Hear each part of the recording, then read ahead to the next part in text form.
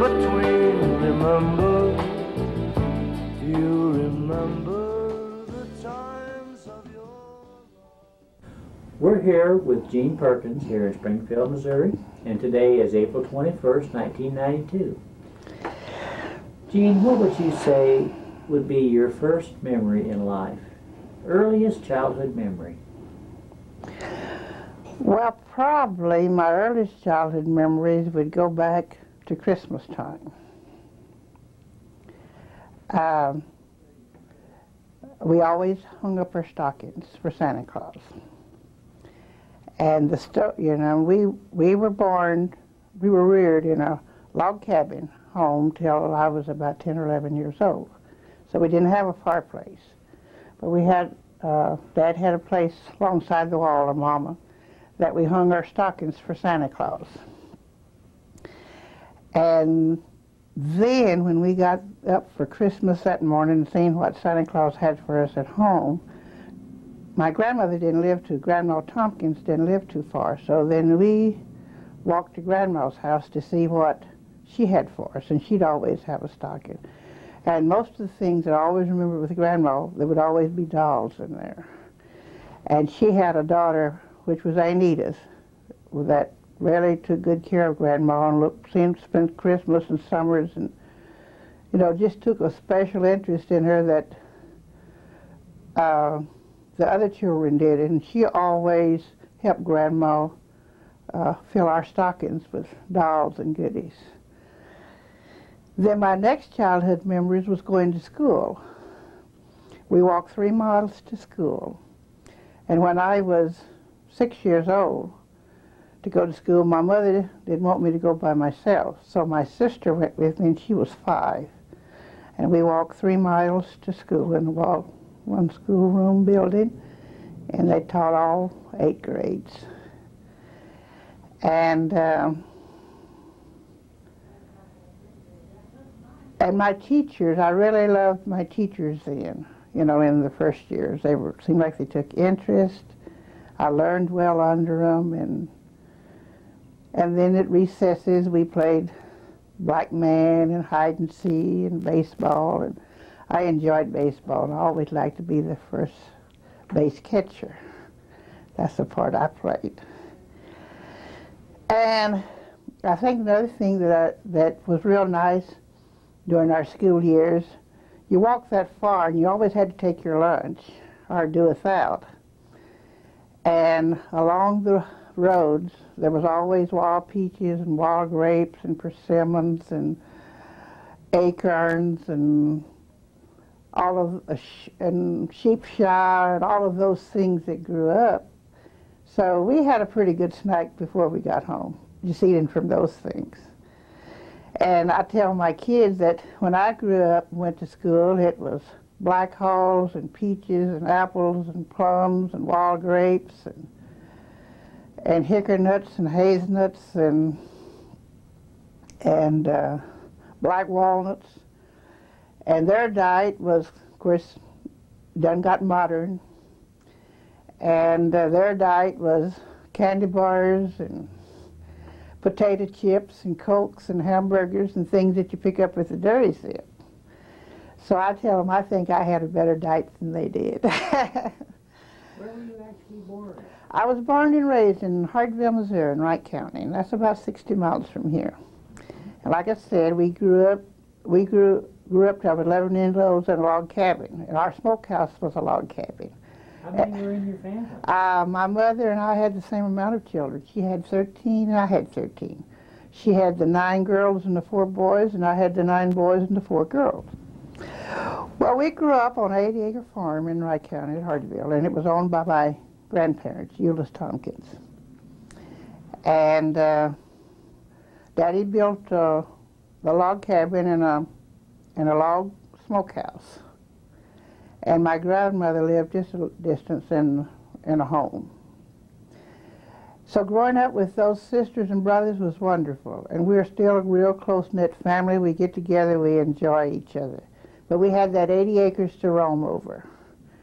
And my mother taught us how to gather all kinds of wild greens. We fished, We had a creek that ran through our land, so we spent a lot of time on the water, swimming and wading and playing and fishing. And it was just wonderful. My mother never worked away from home. She took care of us, and she cooked, and she taught all of us to be good cooks. And we cook from scratch. We don't have to have boxes and canned stuff. You just give us the material to work with, and we can put it together. So she taught us how to cook. I started making yeast rolls when I was 11 years old. And we got along. We shared as a large family, you know. If we had to wear each other's shoes, we all was about the same sizes, and, well, we would just stair steps, you know, one every year. So we could wear each other's shoes and dresses, the girls and I did when we grew up. And if one was going someplace and needed to wear it, we shared. And I think that's one of the greatest things in the world, is learn to share. Another thing I feel like in a large family, if I was picking a mate and knowing what I know today, I would prefer a mate that would come out of a large family, because they share better. They know what it is to give and take, and you don't grow up so selfish and greedy, and I think that's nice. Let's talk about your family a little bit now, starting with your grandparents. Tell me what you remember about them. Well, my grandma Tompkins, which was my dad's father, Laura Tompkins, she was a real inspiration to me in lots of ways. She was a community youth leader, I will call her, as we know it as today. She was always working with the young people, the young children, and included her grandchildren. And she had us in programs in all the denominational churches. We went to the Methodist, Presbyterian, Baptist, Holiness, for Mother's Day programs. And when I came along, we had Children's Days, Easter. We were always in the church programs for that. And another thing about Grandma Tompkins, to me, she was one of those grandmas that just loved her grandchildren. And she would always tell us when we were in program, now you do real good, and I have a surprise for us. And sometimes it would be a set of dishes and dolls. She always rewarded us for our work. And another thing that was always talk about her, we always went there, and she would always have cold biscuits, butter and sugar, and then she would fix coffee, put milk and cream and sugar in it, and we just thought that was the greatest stuff. Then Grandma Manier, which is my mother's mother,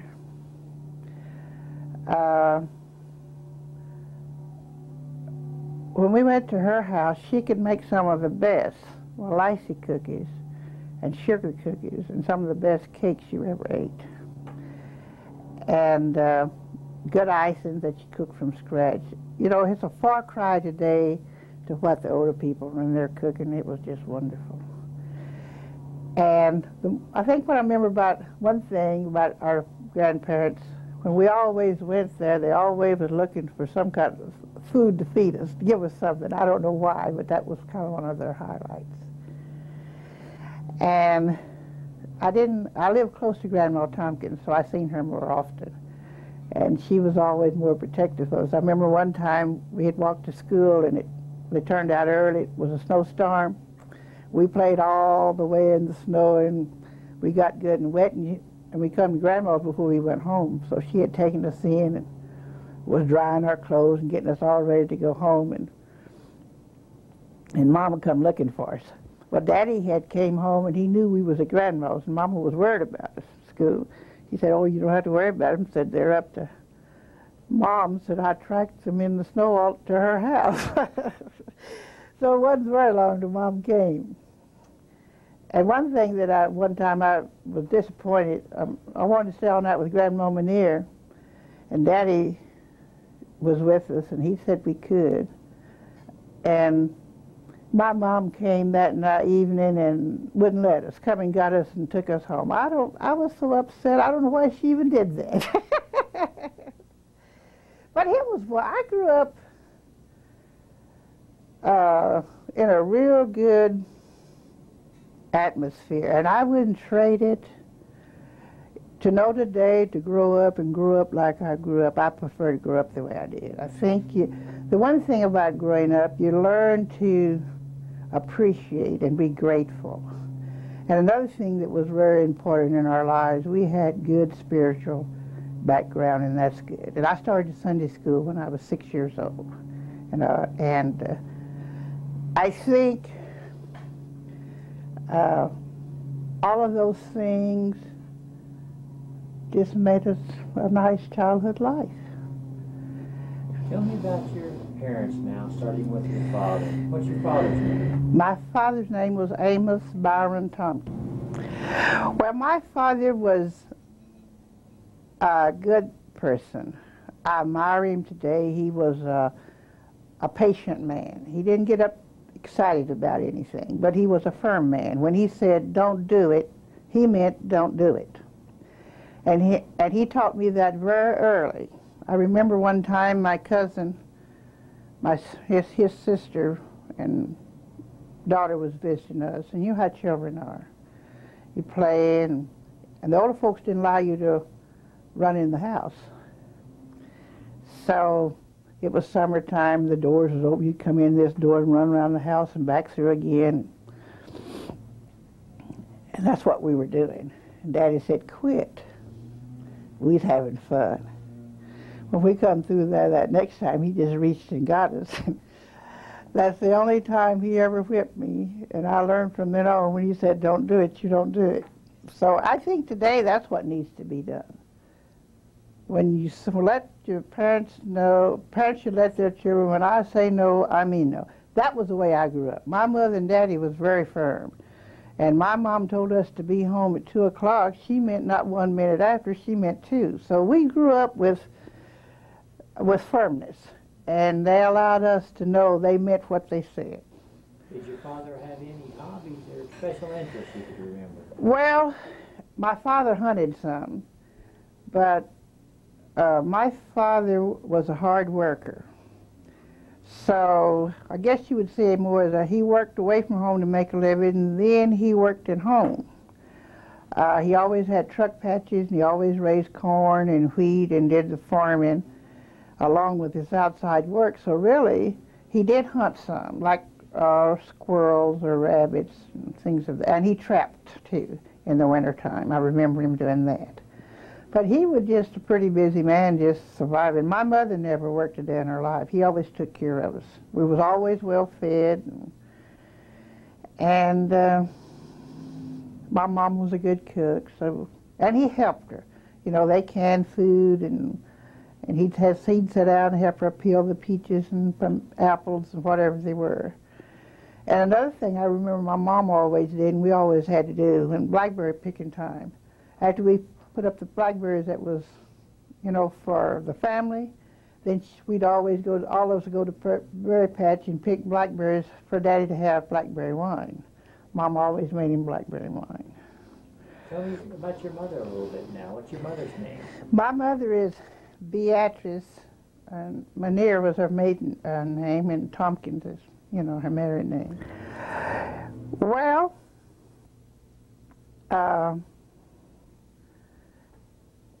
my mother, well, like I said, was pretty firm in what she said. She wasn't quite as calm as my father. She was more a little emotional. She was easy upset and to get mad, and, you know, and things of that sort. So, but she was a good cook, and she was a good mother. She took all of us and taught us well, and she always taught us, one of the things I always remember she said, no matter what anyone gives you, always take it, regardless of the condition. Because sometimes you'll get stuff that's not good, but you'll get stuff given to you that is worthwhile. So you take it all, you know. And I remembered that. My mother was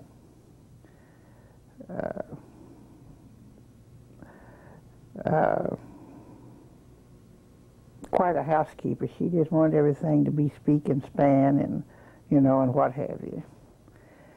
She was that. And Any hobbies? she embroidered, and she quilted. She does more of it now than she did then, as far as quilting. Then she fished. She fished too. And she went to church some with us. And I can remember we'd go to church, we've gone to church in wagons, horse and buggy wagon days. So we went to church, and a lot of times we'd come home at night, and Daddy'd put hay in there and quilts, and that would be our beds to sleep on. And you'd think, well, how could you sleep in a wagon? But you can. So we were a family that did things together. We usually went to church together, and then they used to have what they called the color picnics, and they had it the 4th of August, and that was the annual fair, and that was sponsored by a group of black men, kind of like the Lions Club today.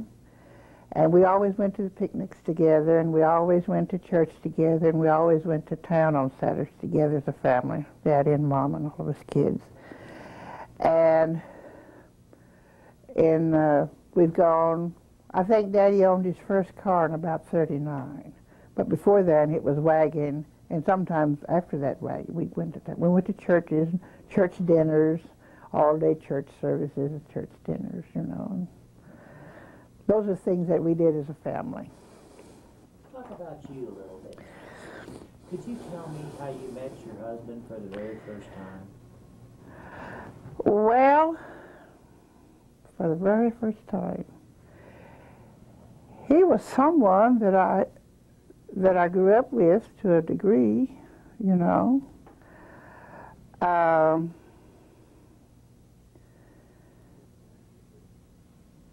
I guess our first beginning of courtship would be, it was on a Saturday, and we were, you know, everyone went to town on Saturdays back in those days. All farmers, see, I'm from a farm area background, all farmers went to town